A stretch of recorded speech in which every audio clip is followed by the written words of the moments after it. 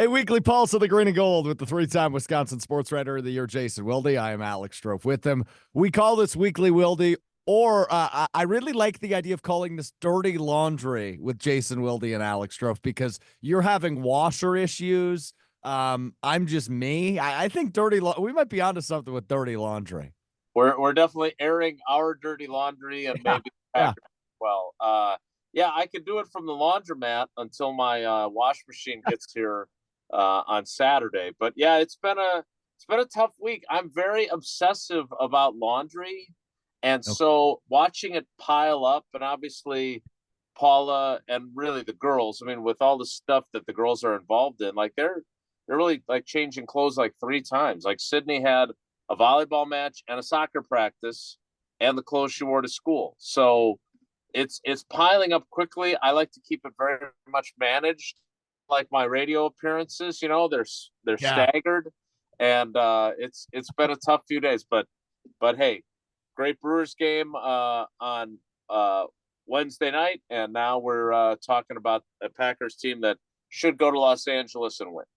They should go to Los Angeles and win. But before we get there, let's start with last week because I think I feel better a few days removed about Jordan Love's performance against Minnesota than maybe I did in the moment, right? 4 touchdowns, 3 interceptions. He had 54 pass attempts in his return game after missing 2 games due to the sprained MCL.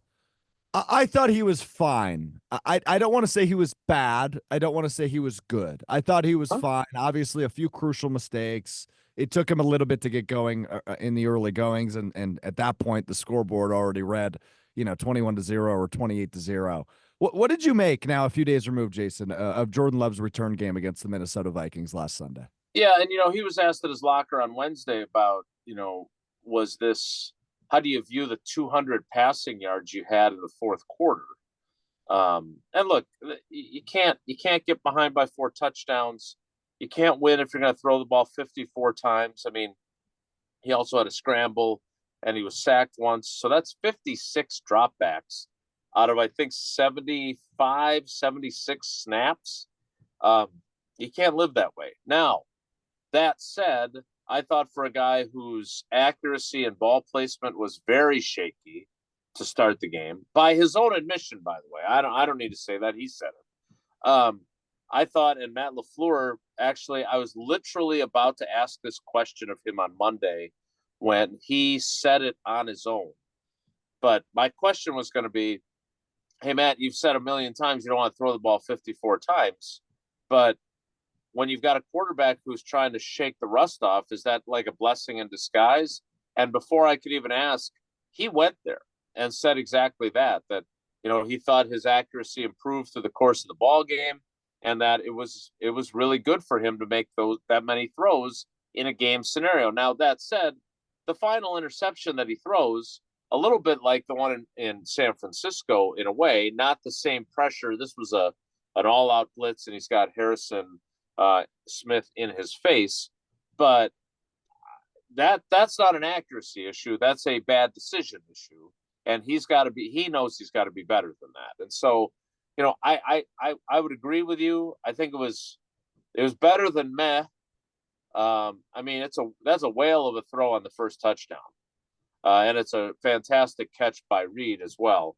But he made throws. There's no doubt about it. But he also made mistakes, and more importantly, he looked rusty and inaccurate, and I would anticipate that changing on Sunday in Los Angeles.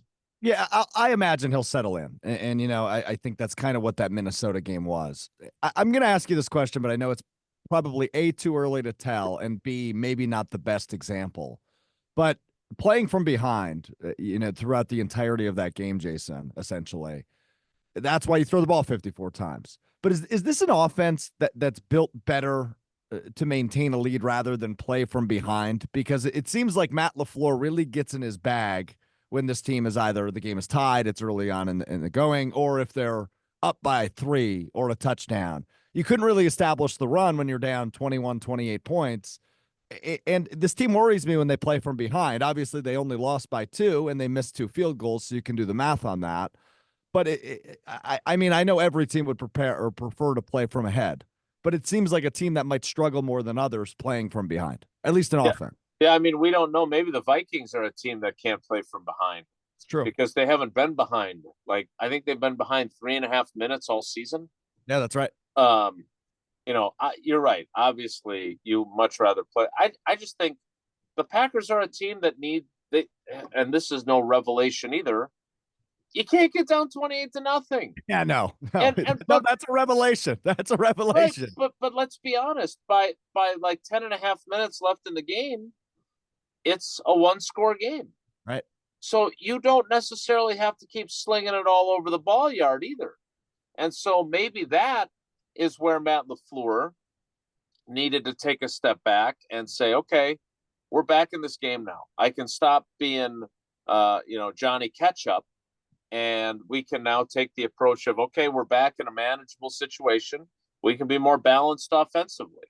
I don't think he did that.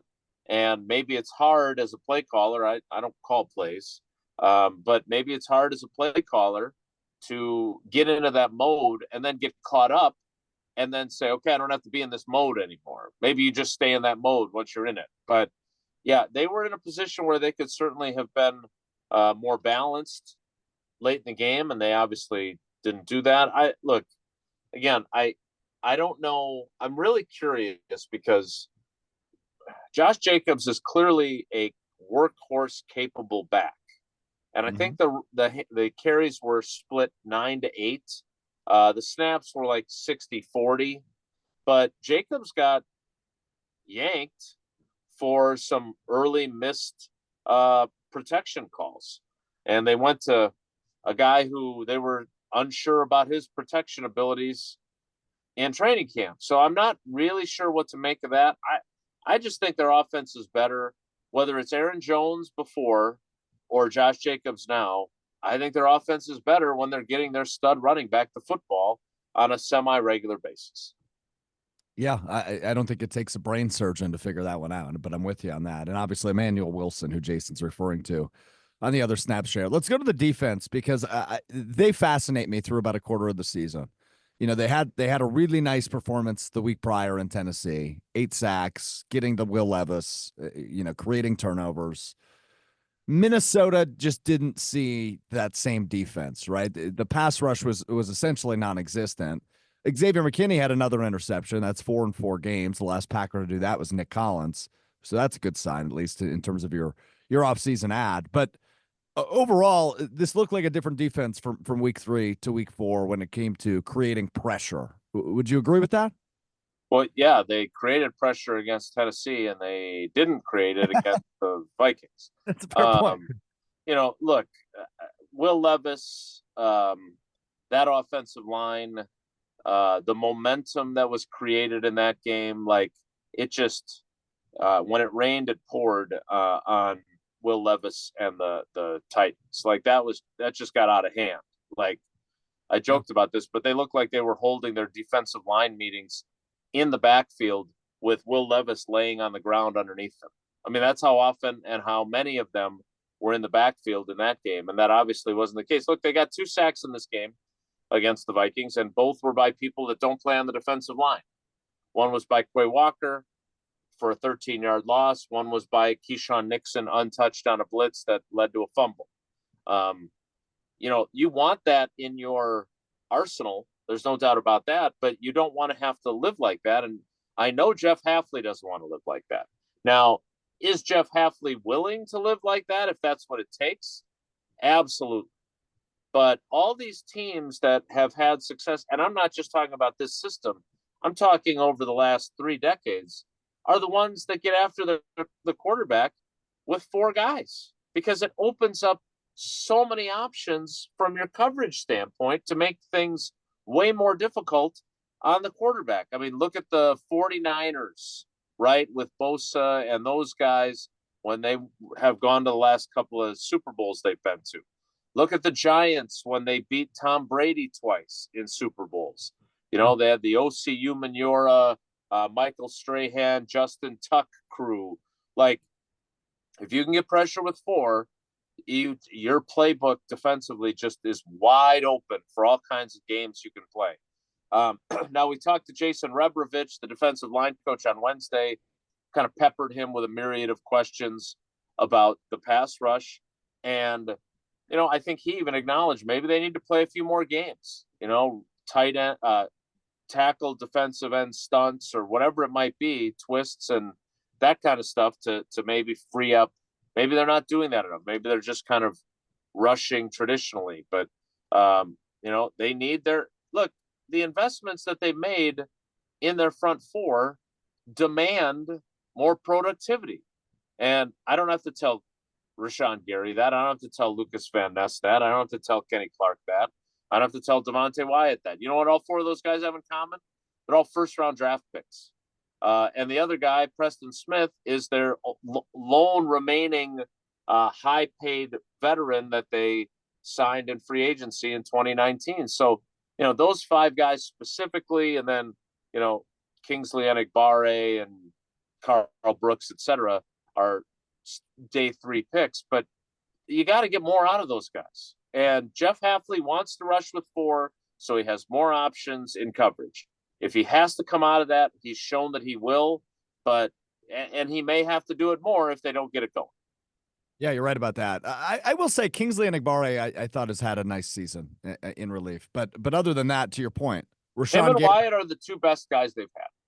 Yeah, and that should not be the case. No, it shouldn't be, right? I was just about to make or read you the statistic, Jason, and I know you know this one, but it's one I've had a lot of fun with this week. Is Rashawn Gary through 4 games has 1 sack. Their nickel corner Keyshawn Nixon has 2 sacks through 4 games. That's probably not how it should be if I was a gambling man. Yeah, and look, I think he's got 1 sack in his last 11 games he's played. That's correct. His pass rush win rate, according to Pro Football Focus, is 3%. Oof. That's I don't trust everything that Pro Football Focus does, but that when the number's that low, that's not great. I mean, I think we all saw the clip across social media of him getting stuffed by a tight end one-on-one. Mm-hmm. And I asked Rebrovich about that play specifically, and he's like, yeah, that's a screen pass. I don't know if Rashawn was thrown by how they protected, but look, again, my point to Rebrovich was those are the kind of plays where he has to win. Like, we could talk, and I don't know what the double team percentage has been on him, or how many times he's been chipped, how many times he's been thumped by a tight end. But the bottom line is, when you're an elite pass rusher, which is the phrase that some of us like to use about him, you have to win those anyway. Micah Parsons, I think Micah Parsons gets double teamed and chipped all the time, and he still gets home when he's healthy. He's injured, obviously, now. But he's got to win those on occasion. And whenever he manages to have a one-on-one, then he better get home.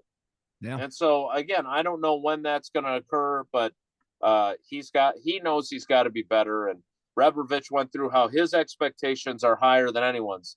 Well, then I would hope that Rashawn would say that I'm not meeting my high expectations for myself. Before we turn our attention to the Rams, time for a brand new segment here on Weekly Will Day. The meaning of a cap. Why South Dakota State? I noticed the hat you're wearing. South Dakota State, the Jackrabbits. I gotta know. So I have a stack here. Hold on one second. Yes. Okay, here we go. I don't want to knock all my pens and stuff off here, but I have a series of hats here. I have Best Dad. This is one of my favorites. Yeah. Old minor league team in San Francisco. Old minor league team, the River Dogs. This is you being a Fox Valley guy. This is Timber Rattlers from one of the games that the Timber Rattlers played. Great partner, 3 Tree Marketing, Johnson and Sons Paving, Oregon, and of course Rott's Hots. Rott's Hots, yeah, love to see it. So the deal is this: we record this on Thursday mornings at 8:00, and Thursday's kind of a busy morning for me. I'm on with Jen, Gabe, and Chewy. And then I have another radio appearance that I've been doing for 20 years on another station. So I go from that to this. And I also want to get a workout in, so I've not showered. So this will be a hat-a-palooza every week that you turn in. Talk about dirty laundry. I'm wearing dirty laundry because I haven't showered yet. Amazing. Amazing. Yeah. So I got distracted, but admittedly, I imagine most of our audience, and maybe you aren't even aware of my background. My high school job, Jason, was in Lids in Green Bay. I worked at Lids, the hat store, for several years. So I have a fascination with Do you hats. still get an employee discount, or is that gone? No, that's long gone, and it Oh, wasn't that good to begin with. So all is well. Let's talk about this weekend's game. I view it as the Packers head to the LA Rams, according to ESPN Bet, as it stands as of Thursday morning. Packers 3.5 point favorites. I view this as a get right game, right? The Rams are beat up. There's no more Aaron Donald, right? Matthew Stafford's still a good quarterback, but outside of that, I'm not very scared of the Rams. Now, they have a very good head coach who Matt LaFleur obviously has ties with. They have a pretty good offensive coordinator who Matt LaFleur certainly has ties with because his last name is also LaFleur. That would be his brother, Mike. But Matt LaFleur also 4-0 in his career against Sean McVay. I view this weekend's game as kind of a get right game, get to 3-2, and you're on to the Cardinals. How do you view this weekend in LA? Yeah, look, there's a big time opportunity here, right? Over these next four games. I mean, obviously the Texans we think are pretty good. Yeah. But it's, correct me if I'm wrong, Rams on the road, Arizona at home, Houston at home, Jacksonville on the road. That is correct. Yep. That sounds like a potential 4-game winning streak to me. And suddenly now, instead of being 2-2, you're 6-2, and now things. All right, now I take it one game at a time, of course, because that's how I'm wired. But yeah, this is a get right game is a perfect phrase for this. The way you lose this game is if you make a lot of self-inflicted mistakes, and some guys that the Rams are not anticipating being productive. I mean, look, they're still professionals, and obviously Matthew Stafford is still a good quarterback. He is also not a very mobile quarterback. So yet again, and their offensive line has had some struggles. This seems like a game where you should also be able to get your pass rush fixed a little bit. So if those things don't happen, then you start to see, you're on the road. Also, is it going to be a road game? Like, I'm assuming, much like the LA Coliseum for the Badgers against USC, there's going to be a heck of a lot of Packers fans out in LA eating up a lot of the tickets. So every reason I have to believe that this is a game that gets them pointed back in the right direction, gets them their first win with Jordan Love starting at quarterback this season, should occur at SoFi. Yeah, I would never make the joke, but the fact that Malik Willis is 2-0, and of course he played mediocre to subpar competition, and Jordan Love is 0-2, just kind of a funny stat a quarter of the way through the season, right? I mean, I don't think this is how anybody drew it up, at the end of August when cutdown day was. Yeah, quarterback wins, not a stat. That's true. It's very true. I don't know. I get alleged that I use it as a stat all the time by my cohort, but I'm not. I just they are 0-2 in games started by Malik Willis, and they are 2-0 in games started by Malik Willis, 0-2 in games started by Jordan Love. Yeah, I would just say the Vikings and the Eagles a little bit better than the Titans. No doubt. Yeah. So, but also I think the Rams fall closer, at least as it stands right now, to that Titans Colts category than they do. No doubt. Vikings and the Eagles. Quick state of the NFC North check before we get to 4 downs. The Vikings are 4-0. Lions go into their bye week at 3-1 and a really nice performance on Monday Night Football. Packers and Bears both 2-2. I think heading into the season, we talked plenty about it on our various shows, Jason. We expected this to be a pretty good division. I just don't think we expected the Vikings to be in first place through a quarter of the way and still undefeated with a win over the Packers through 4 weeks. It's shaken out to be a really fun division this season in the NFC North. Yeah, not only a win over the Packers, but a win over the Texans. And the Niners. And a win over the Niners. Now, I know the Niners were beat up and they don't have McCaffrey and everything else, but the bottom line is you play the teams that are on your schedule when they're scheduled to play you, and you beat the San Francisco 49ers. Mm-hmm. This is not a Viking-centric show. You can find plenty of those out of the Twin Cities, but I've been impressed with them, and I am a Kevin O'Connell fan. He's a good coach. Yeah, he's. I think he's kind of in that same vein as LaFleur, that he's just a guy that is really smart and has a really good design and has taken what he's learned from McVay and those other type of guys and now applied them to his head coaching job, and he's getting the most out of Sam Darnold. And just like Matt LaFleur did a hell of a job getting the most out of Malik Willis. So, the fact of the matter is they're essentially 3 games back of the Vikings with 2 losses and the head-to-head tiebreaker. So they got some ground to make up, but they got more than enough time to do that. And, the vagaries of a NFL season, I mean, we're seeing it right now. Like the Packers are going to have to they're going to LA. LA's lost their best 2 wide receivers to injuries. Yeah. The Packers have lost, Watson's not going to play this week. I doubt Alexander's going to play this week. Wyatt's not going to play this week. So injuries are part of it. And if you can navigate those and still win football games, you're going to be in a really good spot by the end of the year. Yeah, we got about 15 minutes left, so let's get to 4 downs. Let's start with some of those names you just listed with the injury check-in here on first down. You mentioned Christian Watson. It seems like it's better than initially expected given how ugly that injury was on Sunday against the Vikings. Devontae Wyatt likely not going to play as well. And you mentioned Jair Alexander. That one was wacky to me. We talked about it plenty on Green Bay game day.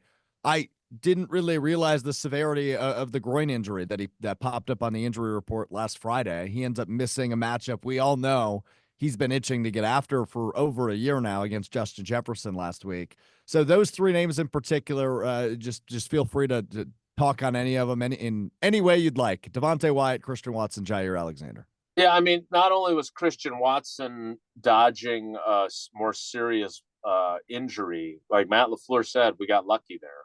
That was a big win for me, too. Media starts with me, and I got Matt LaFleur successfully on Wednesday to flat out say, as opposed to having to rely on Jordan Schultz's report or this or that he's not going to have to go on IR.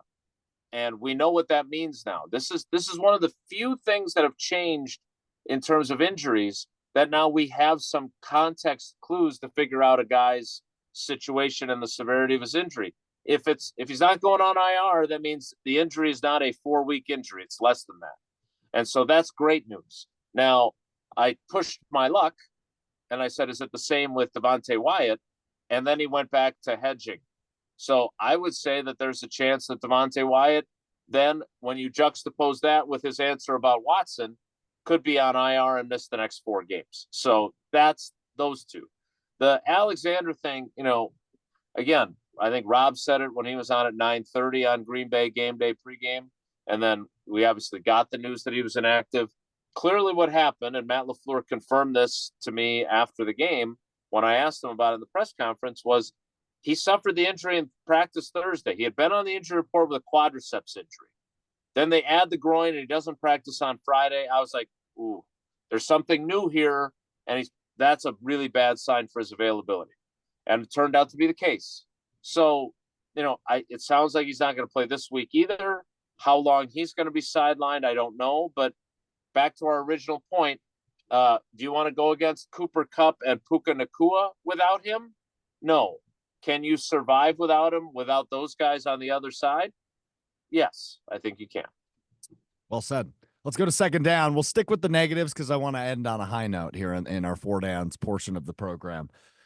Oh, Braden Arbison misses 2 field goals against the Minnesota Vikings. You said last week on this very program, he's good for about 1 miss a game. He doubled up after you said that last week against Minnesota. The Packers then host on Tuesday tryouts with Chad Ryland and Lucas Havrasik, 2 kickers. They don't sign either of them, at least as of recording.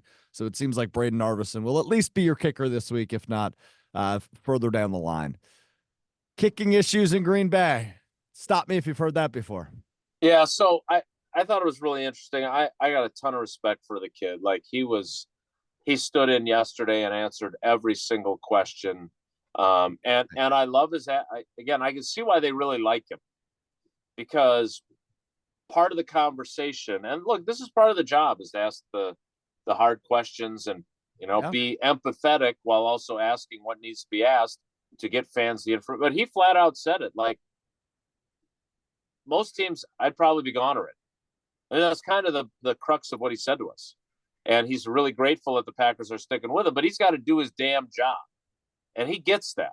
What I thought was interesting, and I don't kick field goals for a living, but I do understand some of the parallels he made. And he talked about if you're a golfer, it is better to have a one-way miss than to have two-way misses. And one swing you're duck hooking it, the next swing you're slicing it.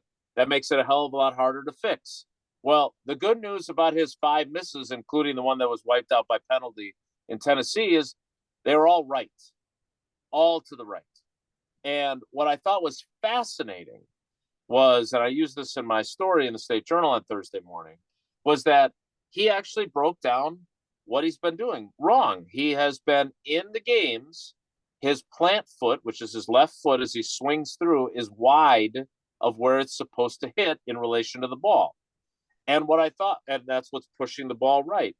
But what I thought was really interesting was Bisaccia saw it, Narveson saw it on film, but the first guy to notice it was Matt Orzech, their long snapper, who noticed it in real time, and he is looking through his legs upside down 7 yards back with a guy about to ram into him on the line of scrimmage. And so if your long snapper is noticing that subtle mistake that you're making on the kicks you miss, that would tell me that it's a pretty blatant thing, and at least it's easily repairable. And whether or not he does that this week, we'll have to wait and see. But if you're making the same mistake and it's causing the same result, that's good news to me, because now you know what you have to fix. Now go out there and fix it and start making kicks again. That right there is why I wanted this show to happen. That's a damn good story. So how'd you get that one? You talked to Orzech? So no, Braden Narveson told us at his locker. Like the group kind of dispersed, and there were a handful of guys still left, and that was part of the conversation at the end of the locker room on Wednesday. It was that he said, I know. He used the comparison about a golf swing, and then kind of asked him what the exact thing is that he's doing wrong. He told us, which I love. Like that again. I know this sounds Pollyanna-ish and hokey or whatever else, but like I absolutely love what I do. I've told people this. I wanted to do this from when I was a 4th grader, reading Sports Illustrated. My dad worked in a factory for 40 years.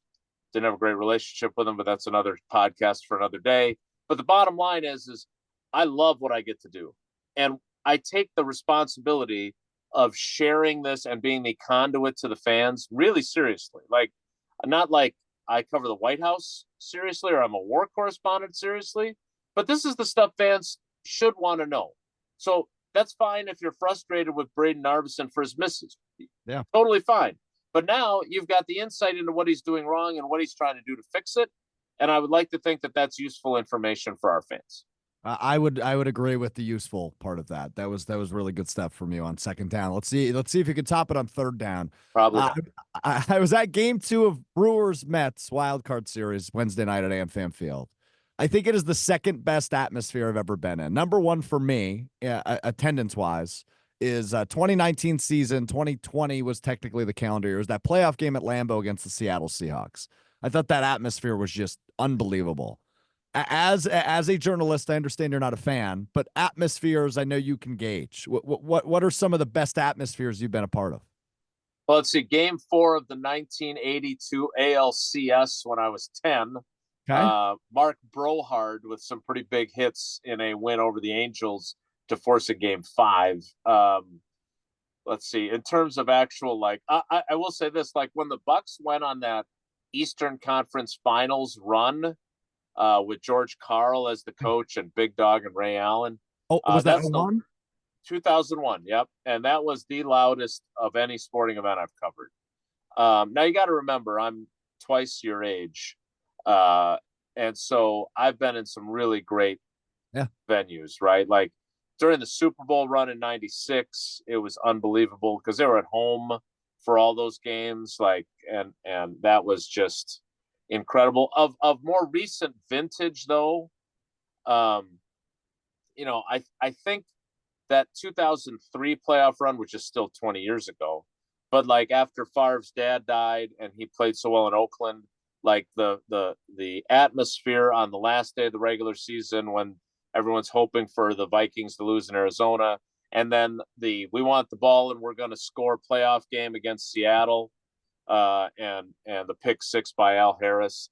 Like those are all the kind of, indelible moments that you never forget. I mean, look, I heard Levering's call on the home runs in the eighth inning, which were much better than the TV calls.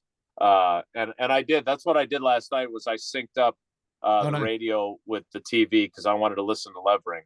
And that atmosphere, I'm sure it was extremely cool for you to be in because I saw somebody did this on Twitter. I know we got to get to fourth down, but somebody took Garrett Mitchell's home run and put the music from the Scott Hatteberg home run in Moneyball on it, and it was magnificent. So kudos to whoever did that.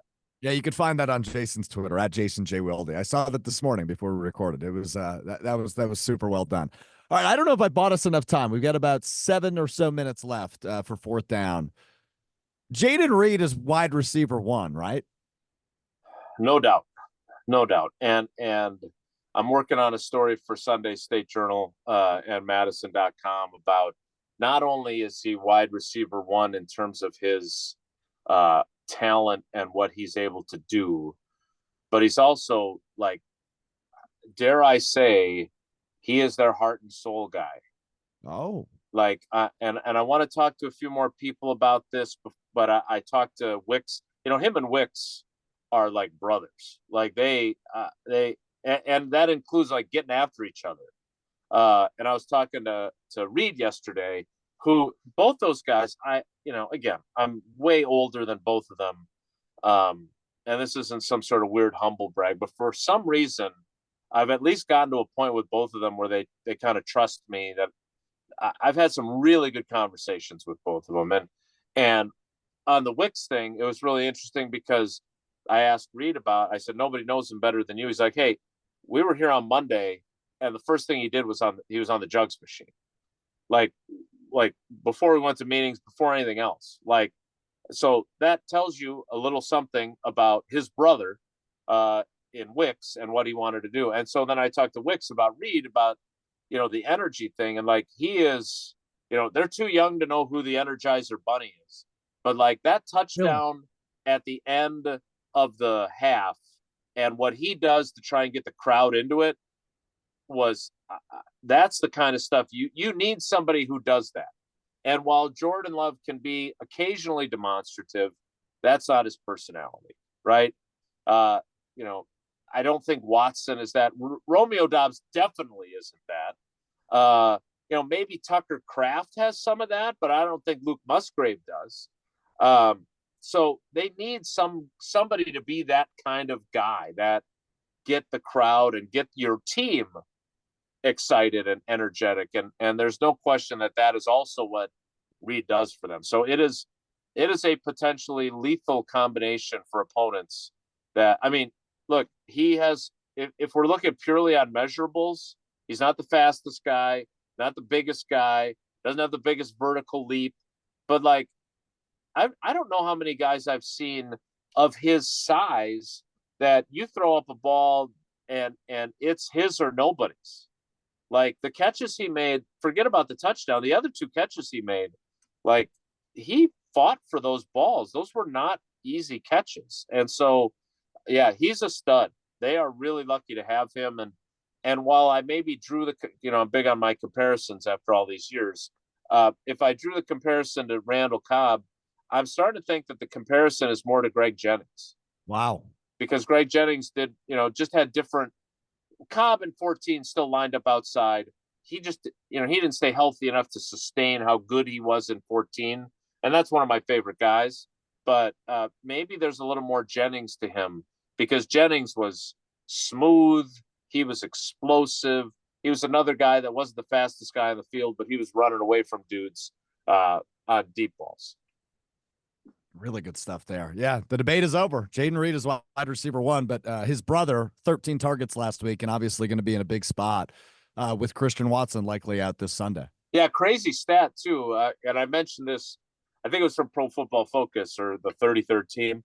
Jayden Reed, Dontavion Wicks was open on 88% of his routes. Oh, Most in the league in week 4.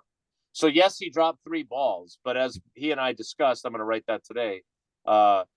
He got open a hell of a lot, and that's a pretty good sign.